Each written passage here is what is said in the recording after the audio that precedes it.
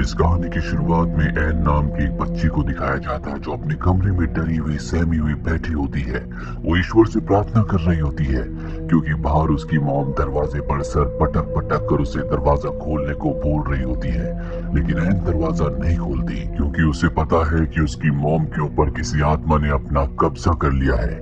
अब कुछ साल बीत जाते हैं और एन अब बड़ी हो चुकी है, वो एक नन बन चुकी है। यहाँ पर कैथोलिक चर्च ने अपने बहुत पुराने स्कूल को दोबारा से खोला है जिसमें एक्सोर्सिज्म सिखाया जाता है, यानी कि पवित्र मंत्रों से शैतानी ताकतों को, काली दुनिया की शक्तियों को हराने की कला। दरअसल ये स्कूल सन 1835 में था जिसके बाद इसे बंद कर दिया गया था, पर अब कैथोलिक चर्च ने इसे एक बार फिर से खोला है और एन को भी यहाँ पर भेजा जाता है ताकि वो ऐसे लोगों की देखभाल कर सके जिनके ऊपर शैतानी ताकतों का कब्जा है। साथ ही एन एक्सोर्सिज्म सीखना चाहती है, पर यहाँ की खास बात ये होती है कि कभी भी लड़कियों को यानी कि फीमेल्स को एक्सोर्सिज्म नहीं सिखाया जाता और एन को यहाँ पर एक ऐसी लड़की का ध्यान रखना होता है जिसके ऊपर शैतानी ताकतें पूरी तरह से हावी हैं। इस लड़की का नाम नेटली होता है जो कि मात्र 10 साल की होती है। एन इसके साथ बहुत अच्छे से बिहेव करती है, इसीलिए नेटली एन को बहुत पसंद करती है। और रात को जब एन अपने कमरे में होती है तभी उसे किसी की आहट आती है। वो बाहर कॉरिडोर में आती है जहाँ पर उसे किसी बच्चे की रोने की आवाजें आ रही होती है। वो पीछे पलट कर देखती है लेकिन कॉरिडोर में कोई नहीं होता और जब वो सामने देखती है तो उसके सामने नेटली होती है। उसे देखकर वो हैरान हो जाती है क्योंकि यहाँ पर जितने भी पेशेंट्स होते हैं उन सबको उनके कमरों में लॉक करके रखा जाता है। कुछ ही लोग उस लॉक को खोल सकते हैं। नेटली को एक बार फिर से उसके कमरे में छोड़ने के बाद जब वो नीचे आती है एक बार फिर से एन को आवाजें सुनाई देती है, जो आवाजें उसे कुछ जानी पहचानी लगती है। उन आवाजों का पीछा करते हुए क्लासरूम के आगे से गुजरती है जहाँ पर फादर कुछ लोगों को एक लेडी की फोटो दिखाकर बताते हैं कि इस लेडी को स्कूल में लाया गया था, इसके ऊपर शैतान का कब्जा था, लेकिन एक्सोर्सिज्म ने इसके ऊपर काम नहीं किया। एन को भी इस चीज में दिलचस्पी होती है इसीलिए वो क्लास में बैठ जाती है जहाँ पर फादर सबको बताते हैं कि एक्सोर्सिज्म करने के लिए सबसे जरूरी है कि हमें ईश्वर के, परमेश्वर के वचनों को हमेशा याद रखना होगा क्योंकि शैतानी ताकतें और उनके जो साथी होते हैं वो हमेशा हमें भटकाना चाहते हैं, हमें डराना चाहते हैं। इसीलिए हम जिस इंसान को कई बार ठीक करना चाहते हैं उसको ठीक करने के चलते उस आदमी की मृत्यु हो जाती है जो एक्सोर्सिज्म कर रहा होता है, यानी कि जो मरीज को ठीक कर रहा होता है। अब एन अगले दिन उस लड़की की फाइल निकालती है जिसके बारे में रात को फादर सबको बता रहे थे। इस लड़की की एक ऑडियो फाइल भी होती है जिसमें उसने कहा होता है कि एक अजीब सी आवाज उसे हमेशा सुनाई देती है। ये सुनने के बाद एन को अपना बचपन याद आ जाता है जब उसकी मॉम के ऊपर किसी शैतानी ताकत ने अपना कब्जा कर लिया था।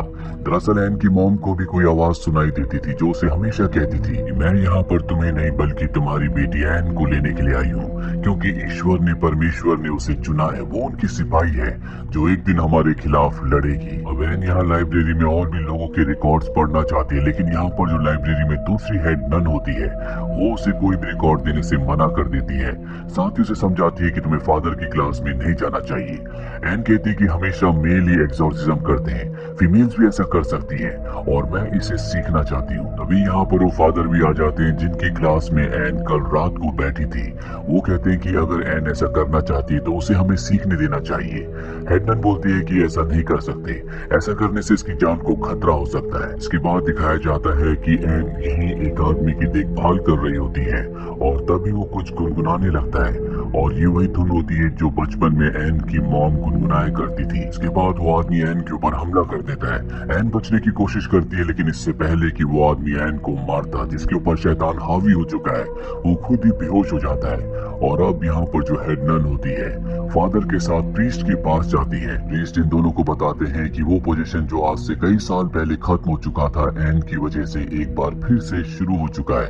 हेडनन कहती है कि अगर ऐसा है तो हमें एन को एक बार फिर से बड़े चर्च भेज देना चाहिए जहाँ से वो यहाँ पर आई है। फादर कहते हैं कि ऐसा करने से कुछ नहीं होगा, वो शैतान उसका पीछा नहीं छोड़ेगा। इससे अच्छा तो ये हो कि हम उसे एक्सोर्सिज्म सिखाएं जो खुद सीखना चाहती है। हालांकि हेडनन इस फेवर में नहीं होती क्योंकि किसी भी फीमेल को यहाँ पर एक्सोर्सिज्म नहीं सिखाया जाता। और प्रीस्ट भी यहाँ पर फादर को सपोर्ट करते हैं, कहते हैं कि हम उसे इतना एक्सोर्सिज्म तो सिखा सकते हैं कि वो खुद की हिफाजत कर सके। फादर बताते हैं कि मैंने महसूस किया है कि उसका बहुत गहरा कनेक्शन शैतान से कहीं ना कहीं है और अब यहाँ पर एन भी एक्सोर्सिज्म की क्लासेस अटेंड करना शुरू कर देती है। हालांकि यहाँ पर जितने भी दूसरे फादर होते हैं कोई भी नहीं चाहता कि एन क्लासेस अटेंड करे, वो एक्सोर्सिज्म सीखे, लेकिन अब उसे परमिशन मिल चुकी है। अब यहाँ पर जितने भी स्टूडेंट्स होते हैं उन सबको एक कमरे के बाहर ले जाया जाता है, जिसके अंदर वही बच्ची है जिसका नाम नेटली है। नेटली की हालत अब पहले से बहुत ज्यादा खराब हो चुकी है। शैतान उसके ऊपर पूरी तरह से हावी हो चुका है। उसके ऊपर एक्सोर्सिज्म करने के लिए अंदर 2 लोगों को भेजा जाता है, लेकिन यहाँ पर नेटली की आंखें पूरी तरह से बदली हुई है। वो दीवार पर उल्टा चलना शुरू हो जाती है। सबके सब लोग बाहर से खड़े होकर अंदर देख रहे होते हैं, लेकिन यहाँ के ग्लास ऐसे होते हैं कि अंदर से बाहर नहीं देखा जा सकता। पर अगले पल नेटली ग्लास के सामने आकर खड़ी हो जाती है, जिसकी दूसरी तरफ एन होती है, और उसके अंदर का शैतान एन से कहता है कि मैं तुम्हारे अंदर आना चाहता हूँ, मुझे अपने अंदर आने दो। क्योंकि नेटली की हालत बहुत ज्यादा खराब हो रही होती है, इसलिए फादर अंदर जाते हैं, लेकिन फादर के ऊपर भी नेटली हमला कर देती है। यह देखकर एन भी अंदर आ जाती है और वो नेटली से कहती है कि अपने आप को संभालो, और ये बोलते ही नेटली पूरी तरह से ठीक हो जाती है। लेकिन अब उसी के बाद उसके मुंह के अंदर जाना शुरू हो जाते हैं। वो दोनों लड़के जो पहले एक्सोर्सिज्म करने के लिए अंदर आए थे उसके बाल पकड़ लेते हैं, जिसके बाद फादर यहाँ पर पवित्र मंत्रों का उच्चारण करते हैं और नेटली को शांत कर देते हैं। रात को एन नेटली के पास एक बार फिर से जाती है और उससे पूछती है कि अब तुम कैसी हो। नेटली बताती है कि अभी अभी मैंने एक बहुत ही डरावना सपना देखा, जिसमें मैं एक जगह चली गई जहाँ पर बहुत सारी आत्माएं लोग थे। वो सब के सब चिल्ला रहे थे। वहाँ मुझे एक अजीब सी आवाज सुनाई दे रही थी जो मुझे भी वैसा ही करने के लिए कह रही थी, और जितने भी लोग चिल्ला रहे थे उनमें मैंने तुम्हें भी देखा। जो सुनकर एन परेशान हो जाती है। अगले दिन यहाँ पर एन और भी कॉन्फिडेंशियल फाइल्स को देखती है, जिससे उसे पता चलता है कि जितने भी लोगों के ऊपर शैतान कब्जा करते हैं धीरे धीरे उनकी हालत खराब हो जाती है और वो मारे जाते हैं। यहाँ पर वो एक लड़की का रिकॉर्डेड वीडियो देखती है। ये वो लड़की होती है जो पहले शैतान के कब्जे में थी, इसके बाद वो पूरी तरह से ठीक हो गई। वो लड़की बताती है शैतान हमें हमारे गुनाहों की और शर्मिंदगी के बारे में एहसास दिलाता है, जो एहसास करने के बाद शैतान जीत जाता है और इंसान की हार हो जाती है, और उसके बाद शैतान हमारे अंदर से निकल भी जाए तो जिंदगी भर हम उसी गिल्ट में, उसी पश्चाताप में जीते हैं। ये सब बातें जानने के बाद एन फादर के पास जाती है और उन्हें बताती है कि एक्सोर्सिज्म के दौरान हमें इंसानों को अंदर से मजबूत करना चाहिए, क्योंकि शैतान उन्हें उनके गुनाहों और शर्मिंदगी के बारे में एहसास दिलाता है, जिससे इंसान टूट जाता है। फादर एन से पूछते हैं कि अगर ऐसा है तो नेटली के ऊपर शैतान ने अपना कब्जा कैसे किया। वो मात्र 10 साल की एक मासूम बच्ची है जिसके अंदर कोई शर्मिंदगी या कोई भी गुनाह नहीं हो सकता। एन के पास इस बात का कोई जवाब नहीं होता। अब यहाँ पर एक्सोर्सिज्म सीखने वाला एन के साथ का एक स्टूडेंट ये सारी बातें सुन लेता है। वो एन को बताता है कि मेरी बहन की तबीयत बहुत ज्यादा खराब है, उसके ऊपर किसी शैतान ने अपना कब्जा कर लिया है, तुम्हें मेरी मदद करनी होगी। अभी दोनों के दोनों उसकी बहन के घर जाते हैं। दरअसल उसने अपने बच्चे को खो दिया था, जिस बात का गिल्ट, जिस बात का गुनाह उसके दिल में होता है। एन उसे विश्वास दिलाती है कि तुमने कोई गलत काम नहीं किया, ये कोई गुनाह नहीं है, ईश्वर अब भी तुमसे प्यार करते हैं, बच्चा खोने में तुम्हारी कोई गलती नहीं थी। ये सुनने के बाद उसकी बहन ठीक होने लगती है, पर शैतान को इससे गुस्सा आ जाता है। वो उसकी बहन के ऊपर पूरी तरह से हावी हो जाता है, पर अब उसकी बहन के अंदर कोई भी पश्चाताप, कोई शर्मिंदगी, कोई गिल्ट नहीं होता। इसीलिए शैतान को हार कर वहाँ से जाना पड़ता है, और इस तरह से एन उसकी बहन की जान बचा लेती है। अब घर से निकलने के बाद एन उस लड़के को बताती है कि मेरी मॉम की मृत्यु के बाद एक अमीर फैमिली ने मुझे गोद ले लिया था, पर कुछ ही सालों बाद बिना शादी के मैं प्रेग्नेंट हो गई, जिससे उस परिवार की बहुत बेइज्जती हुई। उन्होंने मुझे घर से निकाल दिया। इसके बाद मैंने एक लड़की को जन्म दिया जिसे नन्स ने मुझसे ले लिया, क्योंकि मैं उसकी देखभाल नहीं कर सकती थी। और तब मैंने तय किया था कि मैं भी एक सिस्टर, एक नन बनूंगी, ताकि मैं लोगों की मदद कर सकूं, अच्छे काम कर सकूं। मैंने अपनी बेटी के पास एक क्रॉस छोड़ दिया था जो बचपन में मेरी मॉम ने मुझे दिया था। मुझे लगता है कि वो मेरा गुनाह था जिसके लिए ईश्वर ने मुझे आज भी माफ नहीं किया। उसका दोस्त कहता है कि मुझे ऐसा नहीं लगता, मैंने ईश्वर की झलक कई बार तुम्हारे अंदर देखी है, वो तुम्हें माफ कर चुके हैं। वहीं अभी दोनों के दोनों स्कूल वापस आ जाते हैं, और जब एन अपने कमरे में होती है तो उसकी आंख से कुछ अजीब सी चीज निकलती है, जिसे देखकर वो हैरान हो जाती है। उसे नहीं पता कि ये सब क्या है।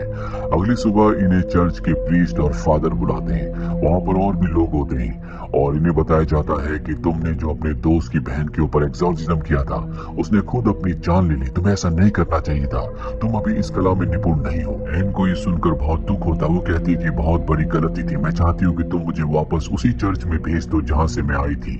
एन को वापस भेज दिया जाता है जहाँ पर उससे मिलने डॉक्टर आती है जो एन को सांत्वना देती है और कहती है कि तुम एक अच्छी इंसान हो, अभी तुम एक नई राह पर हो जहाँ पर इंसानों से गलती होती है। नेटली के ऊपर जो एक्सोर्सिज्म किया गया था वो पूरी तरह से कामयाब रहा, उसे घर भेज दिया गया है। अगले दिन उसका दोस्त उससे मिलने के लिए आता है जिसकी बहन के ऊपर उसने एक्सोर्सिज्म किया था, और वो एन को बताता है कि जब नेटली को घर ले जाया जा रहा था तो एक बार फिर से उसके ऊपर शैतान हावी हो गया, वो पूरी तरह से बेकाबू हो गई और इसके चलते उसने 3 लोगों को मार दिया। ये सुनकर एन को बहुत दुख होता है क्योंकि कहीं ना कहीं वो नेटली से जुड़ा हुआ फील करती है। एन का दोस्त उसे क्रॉस देता और कहता है कि जब नेटली पोजेस थी तो उसने मुझे ये दिया था और कहा था कि मैं ये तुम तक पहुंचा दूं। ये क्रॉस होता है। इस क्रॉस को देखने के बाद एन समझ जाती है कि नेटली उसी की बेटी है क्योंकि ये क्रॉस एन की मॉम का होता है जो उसने अपनी बच्ची के हाथ पर रखा था। और अब एन को समझ में आ जाता है कि क्यों शैतान ने उसकी बेटी नेटली को अपने कब्जे में किया है, क्योंकि वो उसके जरिए एन को उसके गुनाहों का, उसकी शर्मिंदगी का एहसास दिलाना चाहता है ताकि वो कमजोर हो जाए और पूरी तरह से शैतान के कब्जे में आ जाए। एन अपनी बेटी नेटली को किसी भी कीमत पर बचाना चाहती है, इसीलिए वो उस जगह पहुंच जाती है जहां पर सन 1835 से ऐसे लोगों के ऊपर एक्सोर्सिज्म किया जाता है जो बहुत ही ज्यादा खतरनाक हो चुके हैं। नेटली को सलाखों के पीछे रखकर उसके ऊपर एक्सोर्सिज्म किया जा रहा होता है पर इसका उस पर कोई भी असर नहीं होता। एन भी वहां पर पहुंच जाती है। इसके बाद शैतान पूरी तरह से बाहर आ जाता है, जो उसके ऊपर एक्सोर्सिज्म कर रहे होते हैं वो उन सबको मार देता है। और अब एन के सामने नेटली होती है, वो उसे शांत करने की कोशिश करती है लेकिन नेटली के अंदर अब भी शैतान होता है। यहाँ पर एन को समझ में आ जाता है कि बचपन में क्यों उसकी मॉम ने अपनी जान ले ली थी, क्योंकि वो नहीं चाहती थी कि उसके अंदर का शैतान कभी भी उसकी बेटी एन के अंदर जाए। पर अब एन के सामने उसकी बेटी है जिसके अंदर वही शैतान है और एन भी अपनी बेटी को बचाना चाहती है और एन खास होती है इसीलिए शैतान अपने आप उसके अंदर नहीं आ सकता। एन उसको बोलती है कि तुम मेरे अंदर आ जाओ, जिसके बाद शैतान उसके अंदर पूरी तरह से हावी हो जाता है। फादर यहाँ से नेटली को उठाकर एक सुरक्षित जगह पर ले जाते हैं पर अब एन के अंदर पूरी तरह से शैतान है। वो फादर को सलाखों के पीछे कैद करके अपनी बेटी नेटली तक पहुंच जाती है और उसे पकड़कर पानी में डुबाने लगती है। ये कोई आम पानी नहीं है बल्कि ये पवित्र पानी यानी कि होली वाटर है। और इससे पहले कि एन अपनी बेटी नेटली को मार दी, यहाँ पर एन की मॉम की आत्मा आ जाती है जो हमेशा एन के साथ रहा करती थी और वो एन को एहसास दिलाती है कि वो कौन है, नेटली उसकी कौन है और किस तरह से लोगों ने उसे बचाने के लिए अपनी कुर्बानी दी। ये सब याद आने के बाद एन अपने आप से, अपने अंदर के शैतान से लड़ना शुरू कर देती है, जिसके बाद उसके पास जो पवित्र क्रॉस होता है वो उसे अपने गले में पहनने की कोशिश करती है, साथ ही अपने आप को पवित्र पानी में यानी कि होली वाटर में डुबा देती है। होली वाटर में जाने के बाद उसके अंदर का शैतान उसके शरीर से निकल जाता है। इसके बाद एन को दिखाया जाता है जो हॉस्पिटल में है, जहाँ पर नेटली उससे मिलने के लिए आती है, लेकिन वो नेटली को नहीं बताती कि मैं तुम्हारी मॉम हूँ। नेटली अब बहुत खुश है क्योंकि वो पूरी तरह से ठीक हो चुकी है और वो अपने पेरेंट्स जिन्होंने उसे गोद लिया है उनके पास यहाँ से चली जाती है। एन भी वापस अपने स्कूल चली जाती है जहाँ पर फादर और प्रीस्ट तय करते हैं कि वो एक्सोर्सिज्म सीखेगी ताकि वो अपनी शक्तियों से और अपनी अच्छी नीयत से लोगों की मदद कर सके। एन भी ऐसा ही करना चाहती है क्योंकि ईश्वर ने, परमेश्वर ने उसे चुना है, वो एक खास आत्मा है जो लोगों की मदद कर सकती है।